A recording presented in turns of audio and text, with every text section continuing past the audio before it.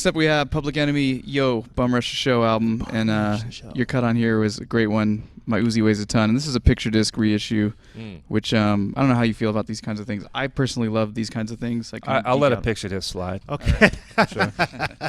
Yep. Tell us about Public Enemy, Miuzi Weighs a Ton. Well, first of all, I'll tell you about Public Enemy, Yo, Bum Rush Show. Okay. Right. I hated this record when I first heard it. Wow. Really? I think a lot of people will tell you that, though. I honestly was like, my mouth just open. I was like, what is this? But let me tell you why. Because I never heard anything like it, and it felt like a rock record. Totally. You know what I mean? And so I remember my man Marvski in '87 was like, "Yo, you need to check this record out." Yep. And I was like, I can't even make heads or tails of this, bro. Right. Like, I don't even know what to do with it.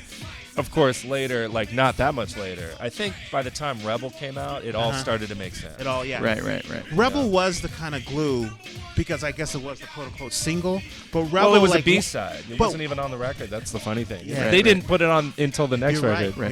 You're right. Yeah. But Rebel was the one that seemed like, oh, okay, I kind of see what they're doing. But for me, this song on this album was the one that... This is the banger. Well, right here. Here's what it's all about. Yeah. Yep. That Aretha Franklin. Hold it. Yeah. Yeah. I mean, that scratch chorus is ill. You know what I mean? Yeah. And that's a bona fide, like, to me, that chorus is a hit. Yeah. Done with records. Yep. So it's like Eat Your Heart Out premiere. Yeah. You know what I mean? He was probably listening to these records going like, oh, they're onto something. Yeah. Totally. Let me put these scratches together to form a chorus. Yeah. I think this is the first song to do that. Yeah, I mean, I was exposed to Public Enemy when I was in 6th grade and through It Takes a Nation of Millions, so I went back.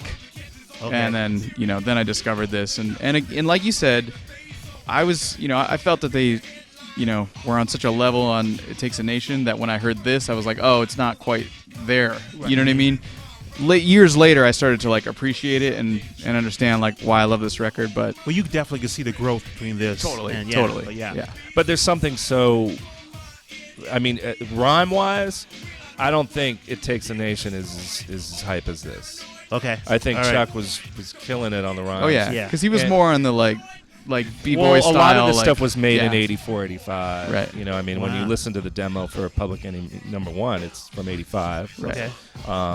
So, I was talking to Dante Ross, and he was telling me some stories about, like, when they were recording this record and how they pushed it back for some reasons I'm not going to get into. But I was like, damn, so that means...